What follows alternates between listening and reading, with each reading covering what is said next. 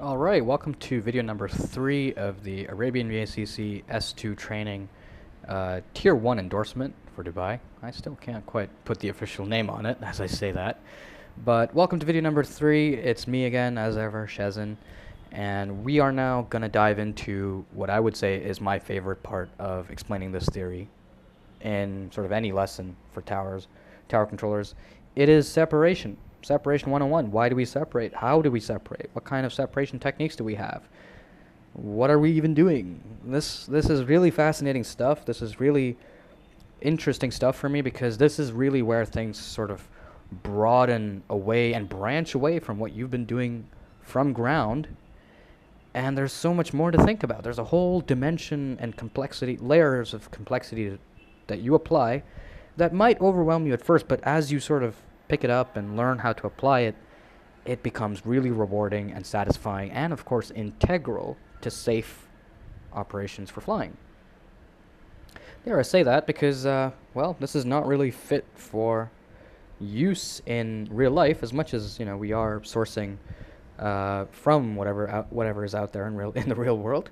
This is only, again, applicable to controlling on the VATSIM network. So please don't try this at home in your local air traffic control room.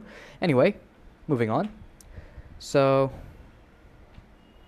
let us talk about separation. Separation 101. Things get really spicy here. So, what are we doing really? I mean, think about this, right? So let's think about a little runway. So this is your runway. Say there's a guy that departed. There's a guy that lined up even. So he's just lined up now. He hasn't started his takeoff run just yet. He's lined up. And there is a guy that has departed, and he's now on his climb. So let's sort of draw it like this, let's say. Question, can I give this guy a takeoff clearance? If no, why? And when do I wait? How long do I have to wait for this guy to reach where? Like, what am I waiting for exactly? Is he reaching a certain point? Is he reaching a certain time? What are we doing here? And if the question is yes, then once again, I need to know why. Why does it work in this scenario and not if, for example, if this guy were, again, I don't want to give any sort of spoilers as to what I'm going to teach, but what if he was a much bigger plane? All of a sudden he can't depart now. Why is that?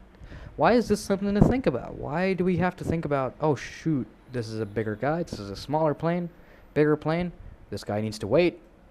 Why? What are we doing here? Or maybe we don't think about the sizes of the planes at all. Maybe they're the same aircraft type. This is an A320, this is also an A320. But we still can't give a takeoff clearance. Why? Well, because the SID that he's flying is the same SID that he's flying as well. So now I can't give him a takeoff clearance until what? Why are we doing these things? There's other things too, like there's a neighboring airspace. And it's a pretty congested airspace, and they have asked us to ensure that successive departures into that airspace also need spacing. Otherwise, if you send them too close one after the other, they're just gonna... Oh, that's the wrong thickness there. Whoops. Sorry. They're going to enter that airspace too close to each other, and that's going to overwhelm that particular airspace. So flow control is what I'm looking for. That's the word. Flow control. What is all this stuff? What are we doing here? It's really, really fascinating, and all questions will be answered soon. So, without any further ado, let's get started. So first of all, how do you separate, right? How do you measure separation? I like to think about it in terms of two ways. So we've got, let's say there's one aircraft here, and let's say there's another aircraft here. And we're just keeping this very simple. We're not following this little demonstration here. It's not following any kind of prescribed minimas or anything of the nature. And I'm just throwing a random number saying, hey, in this particular scenario, the closest I can get another aircraft is 5 miles, 5 nautical miles. For whatever reason. Again, I haven't defined anything. This is just a number that I've put. So that's to say that Well, this is definitely more than 5 miles. Okay, he's getting close, but still not 5 miles yet. And, ooh, okay, he's now at 5 miles. I would like him to not get any closer than that. Oof, he's getting a little too close now. I need this guy to slow down. Or maybe if that's not working, I need this guy to speed up and maintain this 5 nautical mile separation. As an example. So you're now using distance as your tool. This is distance-based separation. What about something else? Like, I don't know. Let's say there's some kind of waypoint. And let's say we've got somebody coming from here. It's a terrible drawing. Sorry. I really do apologize for my drawing skills. You'll notice it being very subpar throughout the series, so. This is... Okay, there we go. That'll do. That'll just have to do. Okay. So let's draw his flight path. Something like this. And then let's say after that waypoint, they go like that. Let's say now somebody else coming from a different direction.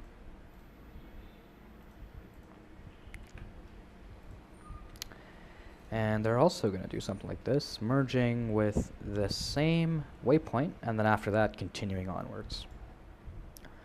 And let's say, just eyeballing it, oh shoot, they both look like they're about to sort of fly into each other from here. They're going to collide.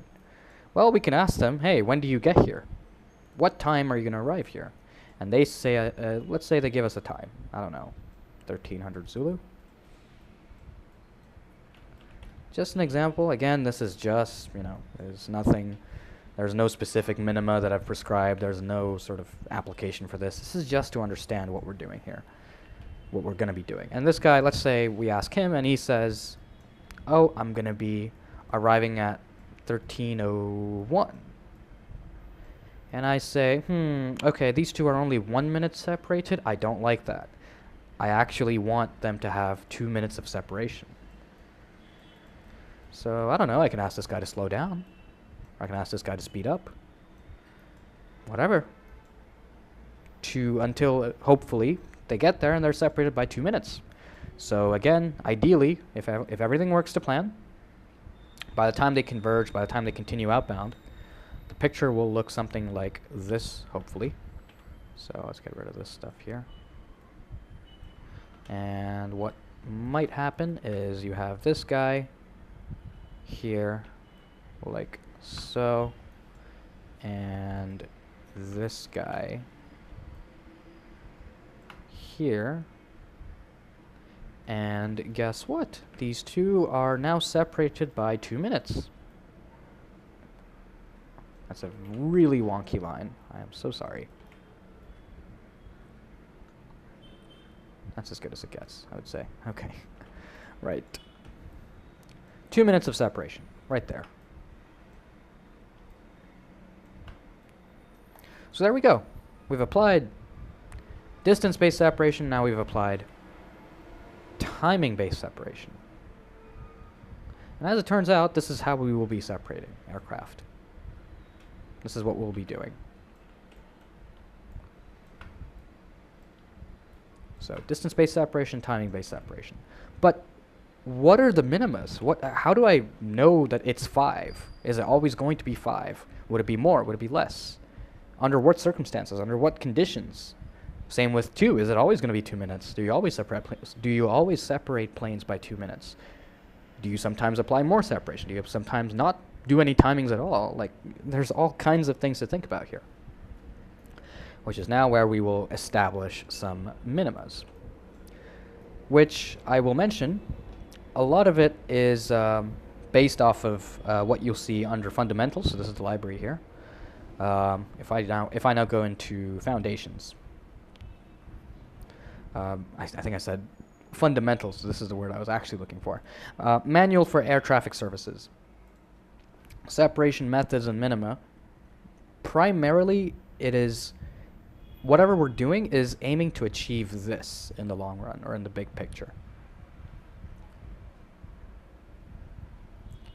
So obviously there's two parts to this as well.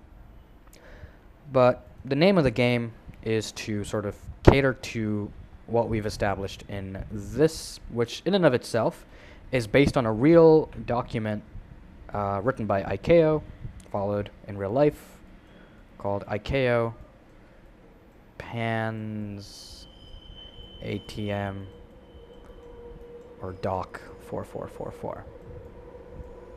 Everybody's favorite document. Just kidding. Right? Okay. So a lot of what we've written here is basically derived from this, and whatever separation techniques we apply here, in the long run, will eventually cater to the minimas of whatever's written here. So I'll give you an example here. This document explicitly says that, I mean, you've already kind of interacted with this if you think about delivery, the fact that your cruising flight levels between a certain track and a certain track, you can only fly in evens, as people would call it, even and odd. I personally don't like calling it even and odd rule, because if you then think about your RVSM levels and go above that or even below that, but mainly above it, and you revert, so RVSM basically meaning 1,000 feet separation between everybody. 1,000 feet separation. So you got your eastbounds and your westbounds, and all these levels are 1,000 feet separated. Those are all 1,000 feet. That's RVSM, reduced vertical separation minimum. As the name suggests, it's reduced. Reduced from what? It originally used to be 2,000, but guess what? It goes back to 2,000 after flight level 410. And so all of a sudden, this whole odd-even analogy kind of breaks down, which is why I don't call it, but hey-ho, this is something that you might have thought about as a delivery controller. That comes from this document. And a lot of the separation that we're going to be applying caters to try and, in the big picture, in the long run, match whatever ICAO has prescribed for us. So, yeah. Like I said, this is based off of a real document. You can read that if you want. It's publicly available. But, you know, for our purposes, this is really all that we need. So, right. Okay, let's keep it simple now. So, the way I like to start is to think about the fact that we apply separation, as a tower controller especially, in two applications. When we are dealing with departing traffic, I'll just kind of move this slightly actually, just so I have a little bit more room to think about.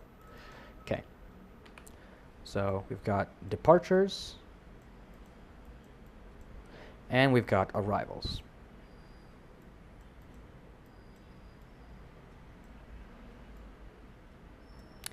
And I'm not going to complicate things too much, really. Let's just sort of understand that when you deal with departures, it's preferable, in fact, that's what we do, use timings. You time departures. Remember what I said about the 2 minutes? It's just, I mean, it's not that you cannot use distances. We most certainly can. Say this is your runway, and if an aircraft departs, you wait for them to reach a certain distance, then you give a takeoff clearance subsequently. That works, sure, but for our kind of applications, we say that timings sort of work more precisely. It's easier to fine-tune. It's easier to be more precise, just from my experience as well. So, timings for departures and distances for arrivals. Distance. I'm just going to write dist. Okay. Next up, we have the actual sort of what are we separating? Like, we're separating planes, but like under what basis? What are these minimas? What's the criteria? And that's where sort of things get interesting, right? So you have different types of separation. So what happens when you got two planes departing and they're both following the same track? So in the case of departure, what does that sound like? You're following the same track on a departure. What is that? That is your SIDs, right? Your standard instrument departures. So what happens when you have a guy that departs and flies a certain SID? Not important to name anything right now. And then we have another guy lined up, and turns out once he departs, he's also going to be doing the exact same thing. When you have other departures that sort of split off somewhere else, Mr. Red wants to follow the same SID there.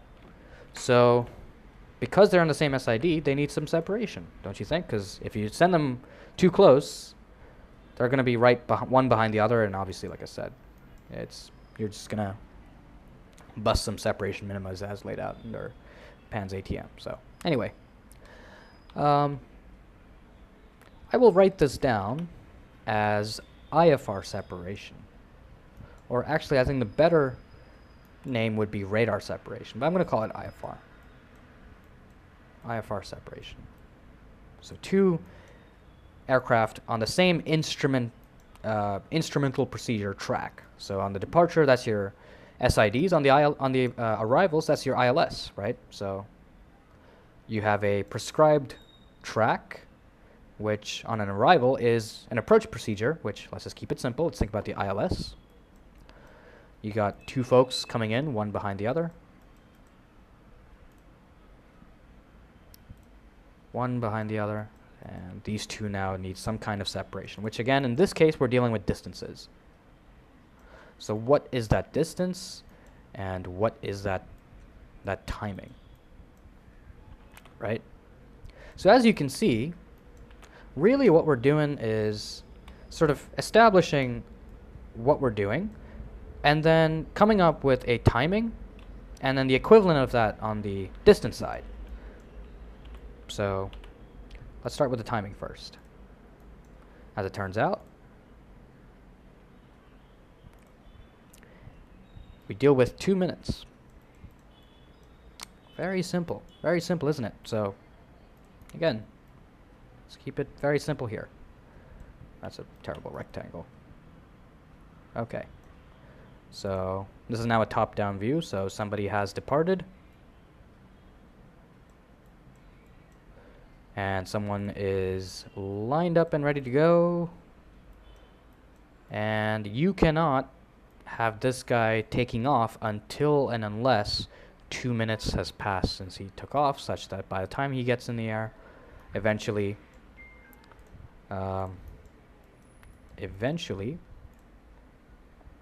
Mr. Yellow will be 2 minutes in trail. That's it. So that's 2 minutes right there. What about on the arrival side? Well, we think about a distance, and the number that ICAO has come up with is 5 nautical miles. 5.0 nautical miles. But it turns out ICAO has also said, well, you can lower this if you want. You can lower this if you want to. So if I'll just pull up a little thingy here that I had. There we go. Okay. So I'm just going to bring this here for a second. So this is again straight from the manual, from the PAN's ATM, as you can see, ICAO Doc 444. So when surveillance systems are used based on radar, which is what we use, ADS-B again, all that, minimum separation prescribed by ICAO is 5, as I said.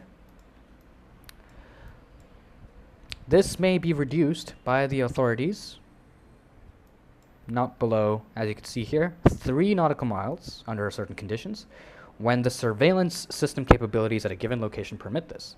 So if your radar technology is really good, it's got good refresh rate, it's known to not have too much sort of interference, or whatever radar returns you don't get too much terrain masking from that, or whatever. If you have good radars, then you can bring this down to 3. So let's do that. Let's bring this down to 3, because that's what Dubai has done. Dubai has good radars. We have good surveillance capabilities, state of the art, 3 nautical miles, done. But hold on, it says something else as well, 2.5. And let me tell you, this is not something we're going to be thinking about. It used to be, but as you can see, a number of additional criteria must be met in order to apply the separation minima, which gets quite complicated, and you have other things to think about, such as if they're on the same final approach track within 10 nautical miles of the runway threshold. And a lot of this, the sort of, how do I say this? The main sort of application for this was under a condition that we no longer use in Dubai. So I'm not going to overcomplicate it. Let's just say, just forget about this. Don't worry about the 2.5. Just don't worry about it. Don't worry about the 2.5. Let's get rid of this now. Okay, let's get rid of that. Okay, so 2 minutes and 3 nautical miles. See, the equivalent. When we apply IFR separation, again, let's establish what that means. Departures 2 aircraft on the same SID, 2 aircraft on the same approach path. 2 minutes, 3 nautical miles. So departure-based separation, departures you deal with timing-based separation, distance-based separation for arrivals. When you're dealing with IFR separation, that's to say a prescribed instrumental track, prescribed track that you need instruments to follow, which for departures is an SID, for arrivals is an approach procedure, such as an ILS. You apply 2 minutes here, 3 nautical miles there. Very simple.